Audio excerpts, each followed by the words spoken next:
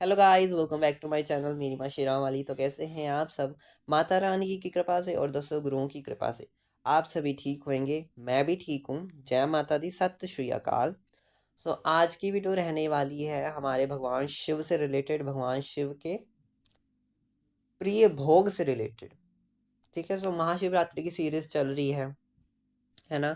महाशिवरात्रि सी series की ये fourth video है, भगवान शिव के 7 प्रिय भोग। तो मैंने आपको कहा था लास्ट जो मैंने रिसेंटली शेयर की थी उसकी पूजन सामग्री, उसमें मैंने कहा था कि आपको जो है मैं अलग से वीडियो जरूर शेयर करूंगा कि भगवान शिव को किन चीज़ों का भोग लगाना चाहिए। उसके लिए मैं ये वीडियो आ चुकी है। इस वीडियो में आपको 7 तरह के प्रिय भोग बताऊंगा प्रभु के लिए, जो उन्हें हम भोग लगा सकते हैं महाशिवरात्रि के दिन, शुभ अवसर पे, महाशिवरात्रि के शुभ अवसर पे हम उन्हें भोग लगा सकते हैं।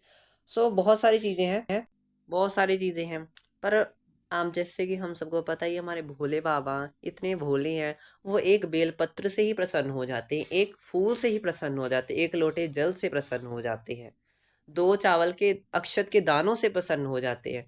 तो प्रभु को इतनी ज़्यादा अनुष्ठान की जरूरत नहीं पड़ती। वो कहते हैं कि बस मेरे सच्चे भाव से जो पूजा करता है मुझे वो बहुत प्रिय होता है। परंतु विधि के विधान को निभाने के लिए हम जो है बहुत सारी विधियों को, शुभ फलों की प्राप्ति के लिए विधि अपनाते हैं। पहला प्रिय भोग है ठंडाई। ठंडाई का भोग प्रभु को बहुत प्रिय होता है, साथ में चूरमा। ठंडाई का भोग प्रभु को इतना प्रिय होता है कि प्रभु खुद साक्षात प्रकट होकर इस भोग को स्वीकार करते हैं। ज्यादातर जो महाशिवरात्रि पे ठंडाई का ही भोग लगता है, ठंडाई के ही जो है हर जगह आपको पता है ठंडाई की ही होगी। और ये प्रभु को सर्वप्रिय है, बहुत प्रिय होती है ये वस्तु। आप जो है दूध का भोग लगा सकते हैं, केसर वाले दूध का, या ठंडाई का भोग लगा सकते हैं।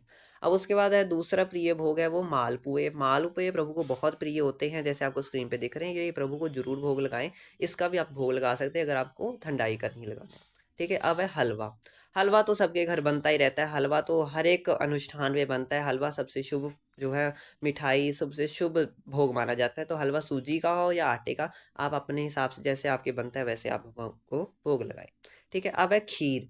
खीर जो है बहुत प्रिय होती है सभी देवी देवताओं को, माँ लक्ष्मी को, सभी देवी देवताओं को। तो खीर का भोग अवश्य रूप से लगाएं, क्योंकि ये सफ़ेद रंग की होती है, तो सफ़ेद चीज़ें जो है प्रभु को बहुत प्रिय होती हैं। ठीक है। अब है पंचामृत। पंचामृत जो होता है वो स्नान के लिए भी यूज होता है, साथ में भोग के लिए भी यूज होता है। तो पंचामृत का भी आप जो है भोग लगा सकते हैं। 5 वस्तुओं का मिलके बनता है पंचामृत, ये प्रभु को बहुत प्रिय होता है। अब उसके बाद अगर इतने सारे अनुष्ठान हम नहीं कर पा रहे हैं कि है ना, मतलब नहीं हो पा रहा है, तो आप जो है सिर्फ गुड़, चने और चिरौंजी, मतलब गुड़ और चने जो रोस्टेड होते हैं वो, साथ में गुड़ और चिरौंजी जैसे आपको स्क्रीन पे दिख रही है, तो ऐसे जो है तीनों चीजों वस्तुओं का भोग आप लगा सकते हैं। यही प्रभु को भाव देखते हैं। प्रभु ये नहीं देखते कौन सी मिठाई लेके आया, कौन सा दूध लेके आया, ये प्रभु भाव देखते हैं। भाव से आप एक फूल चढ़ाएंगे, उसे भी प्रसन्न जो होके स्वीकार कर लेंगे। अब सातवीं और आखिरी जो है वस्तु है वो है दूध से बनी हुई मिठाई। आप घर पे अगर बनाएंगे तो वेल एंड गुड है, सबसे ज़्यादा अच्छा है कि घर पे ही आप वस्तुएं बना के प्रभु को भोग लगाएं।